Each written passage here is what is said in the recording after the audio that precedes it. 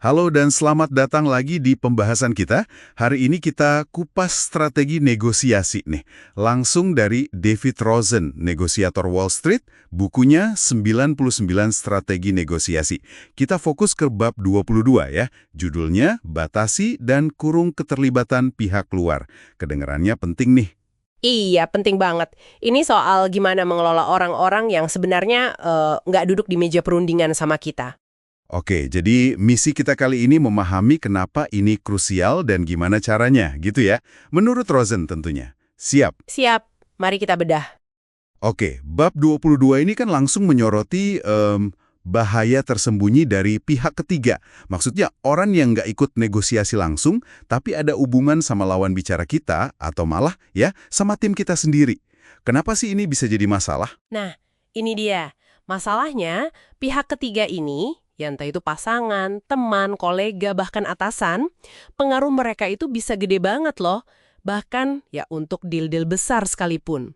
Dan seringnya masukan mereka itu, gimana ya, dasarnya informasi yang nggak utuh atau pemahamannya kurang soal dinamika negosiasinya. Di buku ini ada analogi bagus ya, kayak nonton pertandingan tinju. Ribuan orang bisa teriak, pukul, pukul. Tapi kan yang kena tonjok cuma satu orang di ring. Persis, penonton ini punya opini, tapi mereka nggak nanggung konsekuensinya langsung. Dan opini tanpa resiko ini yang bahaya gitu ya. Betul sekali. Komentar dari penonton iseng ini, meskipun mungkin niatnya baik ya, tapi bisa aja malah menggagalkan kesepakatan. Mungkin komentar yang nggak tepat waktu, atau ya itu tadi, nggak berdasarkan info lengkap. Pernah nggak Anda ngalamin gitu?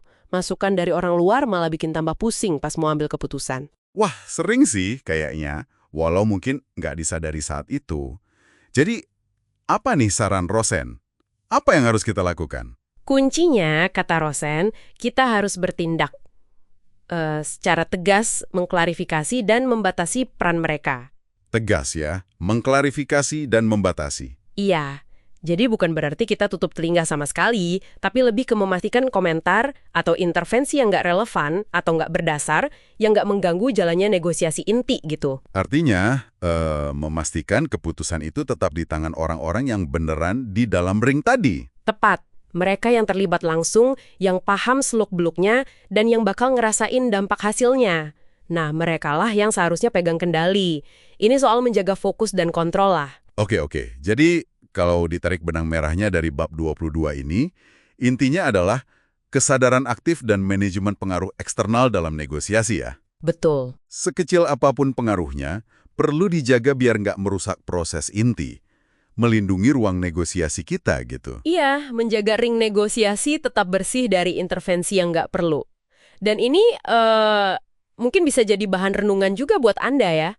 Seberapa sering sih, bahkan di luar konteks negosiasi formal, mungkin dalam pekerjaan atau kehidupan pribadi, kita membiarkan opini penonton, maksudnya orang-orang yang mungkin nggak sepenuhnya paham situasinya, atau nggak nanggung risikonya, ikut mempengaruhi keputusan penting kita. Pertanyaan bagus tuh. Nah, gimana caranya kita bisa lebih sadar, lebih jeli, dan membangun ring pelindung kita sendiri di sekitar keputusan-keputusan krusial itu? Menarik sekali untuk direnungkan. Terima kasih sudah menyimak penelusuran kita kali ini. Semoga wawasan dari bab 22 David Rosen ini bermanfaat ya buat Anda. Sampai jumpa lagi.